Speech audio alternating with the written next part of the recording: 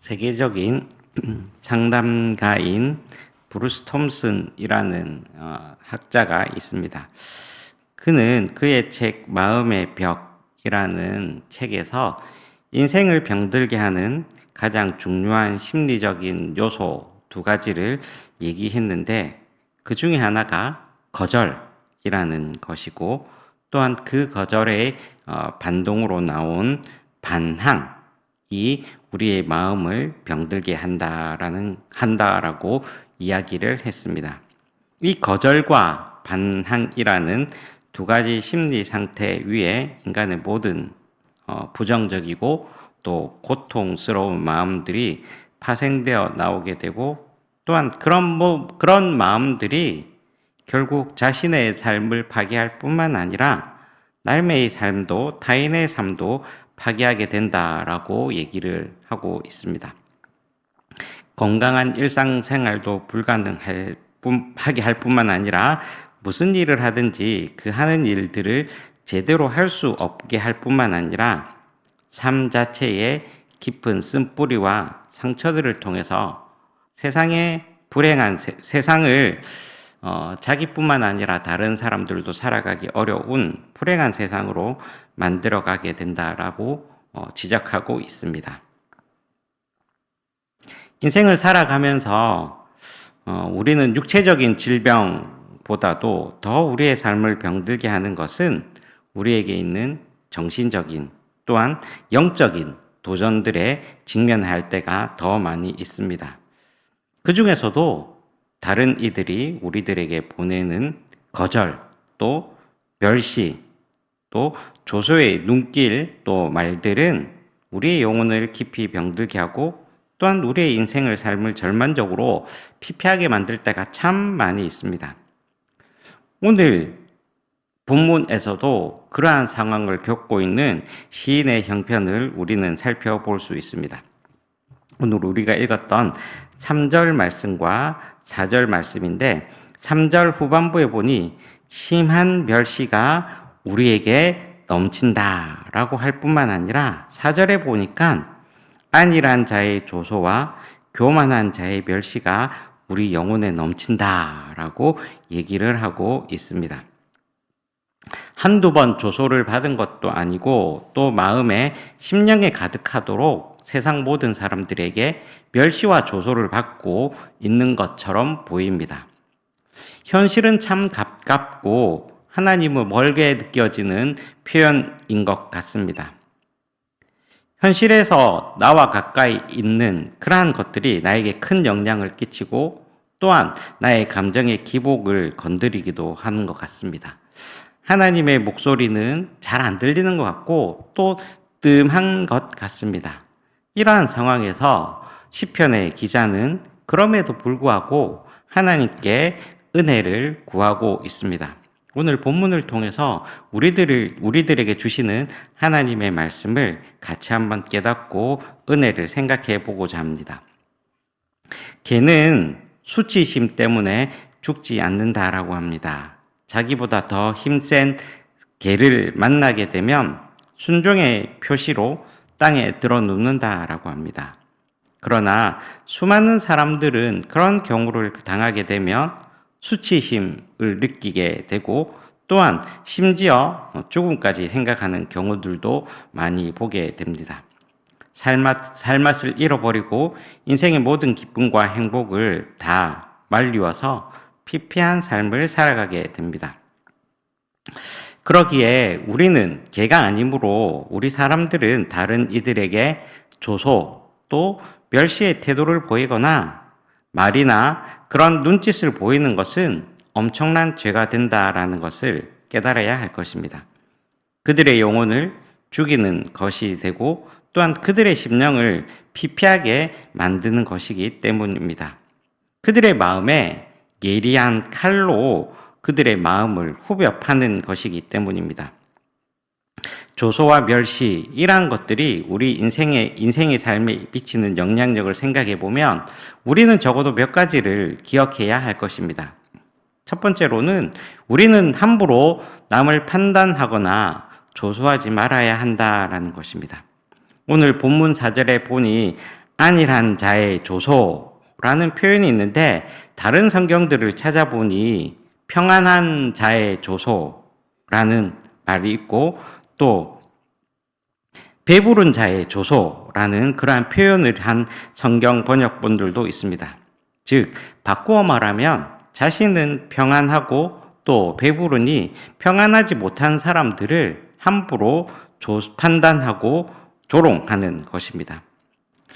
만약에 자신도 자신이 조롱하는, 조소하는 사람의 입장에 처하게 된다면 결코 그럴 수 없을 것이라는 그러한 마음가짐으로 이해심과 두려운 마음을 가지고 조심하고 또 조심해야 할 것입니다. 또한 두 번째로는 우리는 함부로 남을 멸시하거나 무시해서도 안 된다라는 것입니다.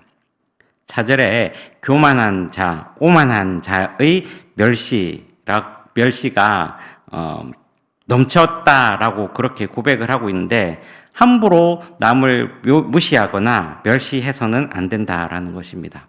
어떤 사람들이 함부로 무시하거나 멸시하는 삶을 살아가게 됩니까? 교만한 사람이 그러한 상황에 처하게 된다라는 것입니다. 남의 환경이나 또 입장을 고려하지 않고 처지를 잘 알지도 못한 채 겉으로 나타난 모습으로 함부로 남을 판단하고 정죄하고 또 멸시하는 태도야말로 성급하고 어리석은 태도라는 것입니다.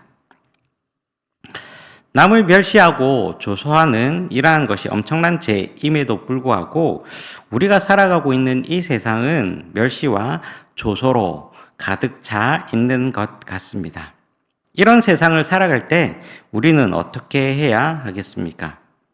우리는 혹시 이러한 멸시와 조소가 있을 때 우리는 무엇을 할 수 있겠습니까?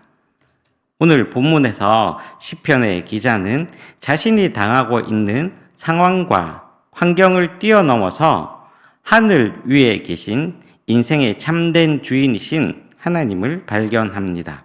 그리고 자신의 존재를 깨닫게 됩니다. 자신은 땅에 속한 사람이요 또한 피조물이지만 하나님께서는 피조물인 인생들을 뛰어넘어 초월하시는 분, 전능하시는 분임을 깨닫게 됩니다. 그러면서 그분은 공포의 대상이 아니라 긍휼과 사랑을 베풀어 주시는 사랑의 하나님임을 믿게 되었습니다. 그래서 그는 시편의 기자는 조소와 멸시로 가득 찬 세상에서 하늘을 향하여 그 선하신 하나님의 얼굴을 갈망하고 있는 것을 보게 됩니다. 오늘 본문 말씀 1절과 2절을 함께 한번 다시 읽어 보시겠습니다. 1절과 2절입니다. 하늘에 계시는 주여, 내가 눈을 들어 주께 향하나이다. 상전의 손을 바라보는 종들의 눈같이, 여주인의 손을 바라보는 여종의 눈같이 우리의 눈이 여호와 우리 하나님을 바라보며 우리에게 은혜 베풀어 주시기를 기다리나이다. 아멘. 오늘 시편의 기자는 하나님의 긍휼 또 하나님의 선하신 판단과 도우심을 구하고 있습니다. 마치 주인의 선한 처분만 기다리는 남종인 것처럼 또한 여주인의 관대한 손길을 기다리는 여종처럼 그는 하나님의 관대하심과 긍휼하신 은혜를 구하고 있습니다.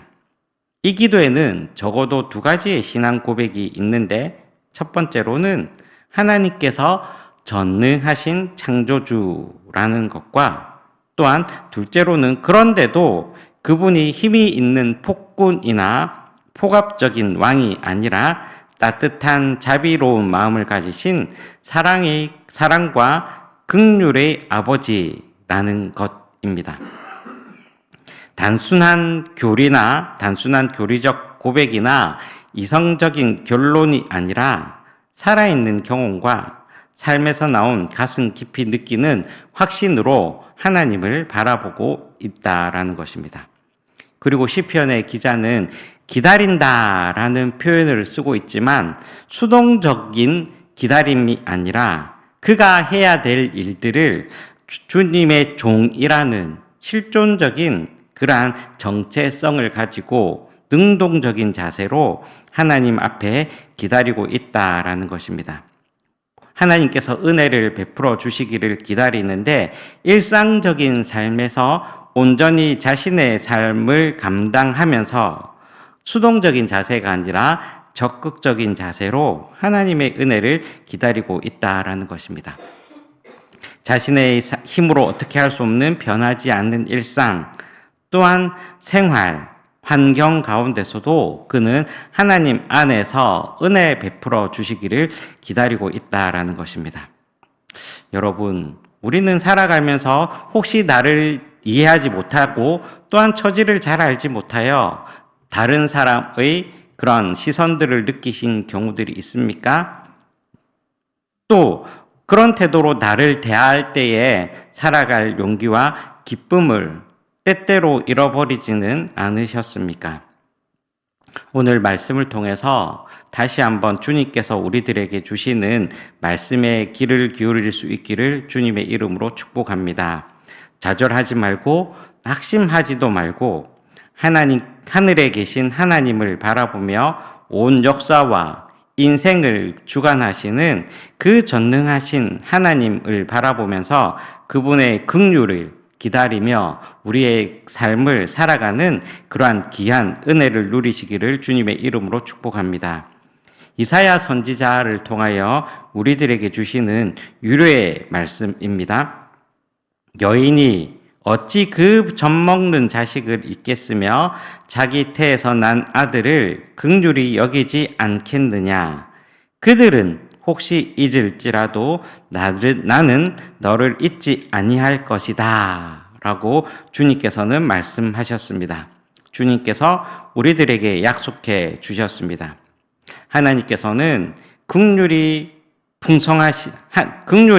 풍성하신 하나님을 앙망하며 살아가는 복된 하루가 되시기를 축복합니다. 그의 풍성하신 긍휼을 바라보며 살아가는 복된 하루가 되시기를 주님의 이름으로 축복합니다.